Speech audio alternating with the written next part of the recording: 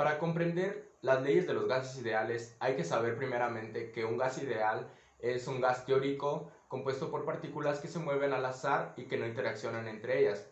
Y básicamente nos describe la variación de la presión en relación a los cambios que sufre el volumen y la temperatura en un sistema cerrado.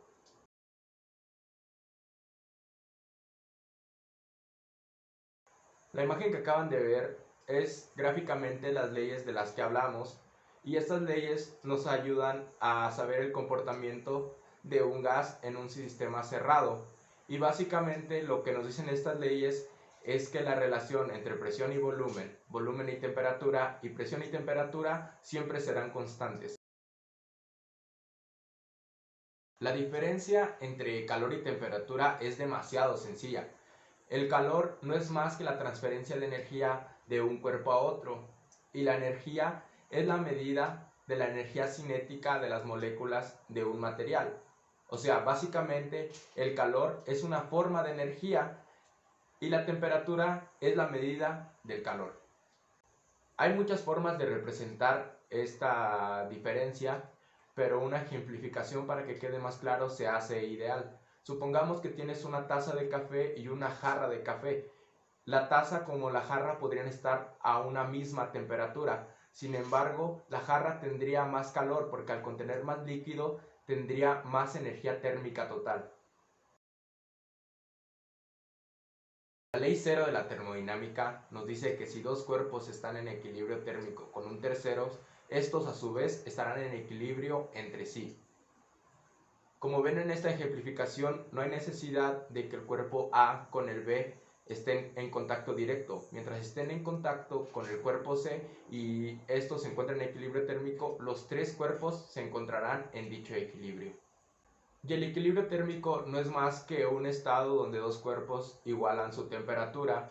Al principio sus temperaturas difieren, pero mediante un flujo de calor que siempre va de mayor a menor, estos cuerpos llegan a dicho equilibrio térmico. Un ejemplo bastante claro es cuando te preparas una cuba de ron con coca y no consideras la temperatura apta para consumirlo, entonces agregas un cubo de hielo. El ron con coca, esta mezcla hará un flujo de calor con el hielo, lo que hará que estos dos cuerpos lleven a un equilibrio térmico y por lo tanto enfriará tu bebida para tu degustación. La primera ley de la termodinámica no es más que la ley de la conservación de la energía, la cual nos dice que la energía no se crea ni se destruye, sino que solo se transforma.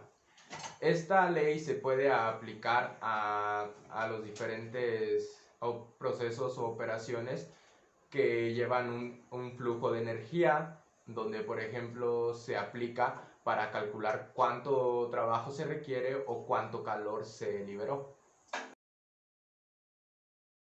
Los componentes de la primera ley de la termodinámica son el incremento de la energía interna, que la energía interna no es más que la caracterización macro de la energía micro de las moléculas que lo componen, y el calor y el trabajo intercambiado. La comprobación del objetivo de esta ley de la conservación de la energía se puede dar mediante la fórmula que ven en esta imagen, y solamente va a variar dependiendo si se basan en el sistema IUPAC o en el tradicional. La película titulada Las leyes de la termodinámica nos cuenta la historia de Manel, que es un físico algo neurótico, el cual está sirviendo como ayudante a un docente, el cual a pesar de tener una novia se termina enamorando perdidamente de una modelo cotizada llamada Elena. Eh, Tras el transcurso de la película, Manel y Elena comienzan una relación, pero más adelante terminarán dejando a Manel devastado, y esto lo acorrala a que intente explicar que no fue su culpa, sino que ya todo estaba predeterminado con base en las leyes de la física y la termodinámica. La película en general me pareció bastante buena y muy entretenida. se me hizo muy buena la forma de explicar las leyes que rigen nuestro universo en situaciones cotidianas. Sin embargo, hubo un par de puntos en los que no me gustaron del todo. Por ejemplo, algunas metáforas que mencionaron, ya que hay gente que se la puede llegar a tomar literal. Por ejemplo, la ecuación de Dirac, que es mencionada en la película, que esta ecuación describe el entrelazamiento cuántico entre dos partículas a base de una interacción entre dos sistemas por determinado tiempo, que cuando dejan de hacerlo, a pesar de que ya no estén esos sistemas en interacción, siguen teniendo una conexión cuántica.